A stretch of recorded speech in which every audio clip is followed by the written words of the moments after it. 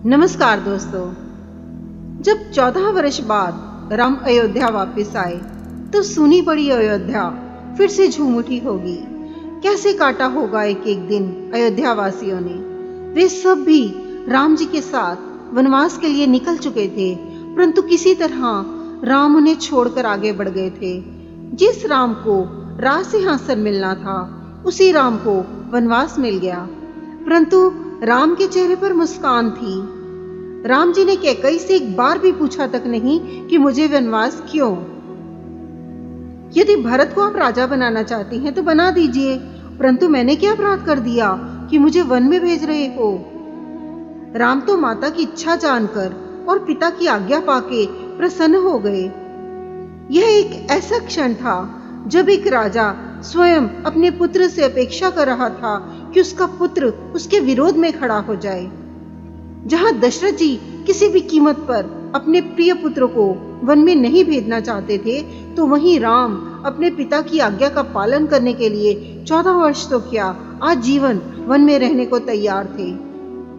रघुकुल में यह पहला अवसर था जब एक राजा अपने वचन को निभाने में कमजोर पड़ रहा था, परंतु राम किसी भी हाल में अपने पिता के दिए वचन को पूरा करना चाहते थे।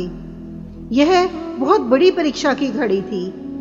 क्या केवल पुत्र मोह ही एकमात्र कारण था दशरथ जी की ऐसी दशा का? ऐसा तो नहीं था कि राम दशरथ जी से पहली बार दूर जा रहे थे। ऋषि विश्वामित्र उन्हें लेके गए थे। वहां पर तो ताड़का, स्वाहु आदि राक्षसों के साथ राम का युद्ध हुआ था, जिन्हें राम ने मार दिया था। गुरु वशिष्ठ के गुरुकुल में भी राम गए थे पढ़ने के लिए, तब भी वे दशरथ जी से दूर थे। परंतु यह वियोग दशरथ जी के लिए क्यों असहनीय था? क्यों दशरथ जी सहन नहीं कर पा रहे थे? राम हर अयोध्यावासी के मन में बस चुके थे।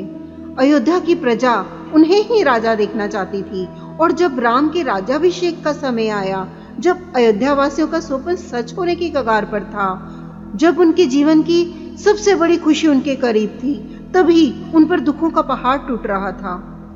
उन सभी के दुख को दशरथ जी महसूस कर रहे थे। वे जानते थे कि भरत को भी मेरे इस निर्णय से पीड़ा होगी। अयोध्या बिखर जाएगी। राम ही तो अयोध्या के प्राण हैं। यदि राम ही चले जाएंगे तो अयोध्या निष्प्राण हो जाएगी। राम को अपना राजा मान चुका राज सिंहासन भी जब राम को अपने करीब नहीं पाएगा तो वो भी तिल तिल कर तड़पेगा। वचन के लिए हंसकर प्राणों की आहुति देने वाले रघुनंदन दशरथ आज लाचार पड़े थे, परंतु राम अपने पिता का वचन पूरा करने के लिए वन में जाना स्वीकार करते हैं। उनकी अर्धांगिनी माता जानकी भी उनके साथ चलने के लिए तैयार हो जाती हैं। लक्ष्मण जी माता सुमित्रा और उर्मिला से आज्ञा ले साथ चलने की प्रार्थना करते हैं। तीनों राजसी वस्त्रों का त्याग करके तपस्वियों का वेश धारण करके वन की ओर प्रस्थान करते हैं। पिता अपने पुत्र राम के वियोग को सहन ही नहीं कर पाता। राम के जाते ही दशरथ जी राम राम करते हुए अपने प्राणों को त्याग कर देते हैं। अयोध्या में एक मातम छा जाता है।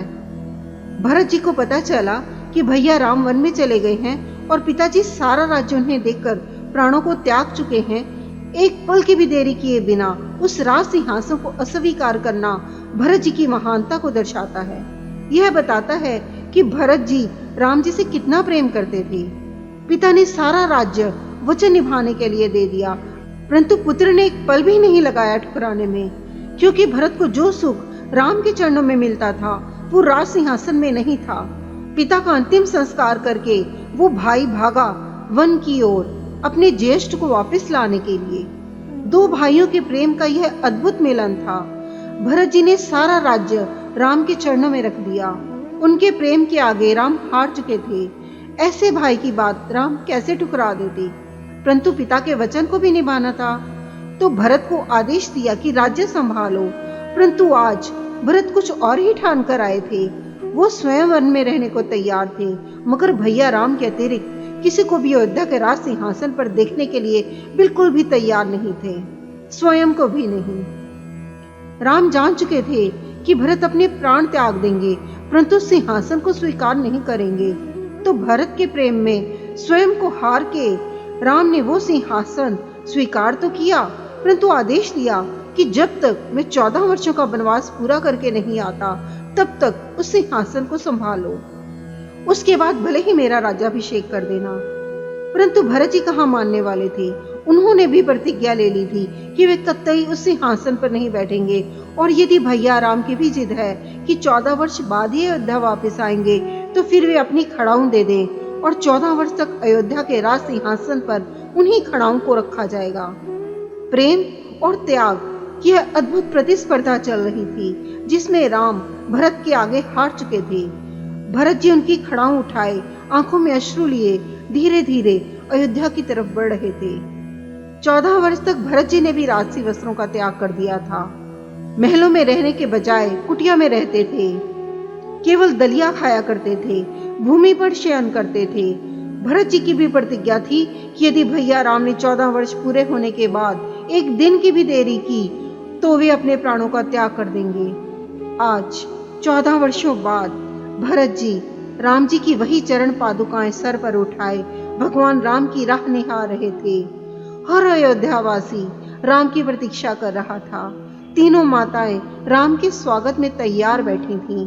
आज 14 वर्ष से सुनी पड़ी अयोध्या में महोत्सव मनाया जाना था, क्योंकि आज श्री राम को आना था। 14 वर्षों से अपने महाराज की प्रतीक्षा कर रहे उस खाली पड़े सिंहासन को आज पूर्ण होना था। दोस्तों, कैसा लगा आपको आज का ये प्रसंग? पसंद आया हो तो इसे लाइक कीजिए, शेयर कीजिए, चैनल को सब्सक्राइब भी जरूर करें। नमस्कार।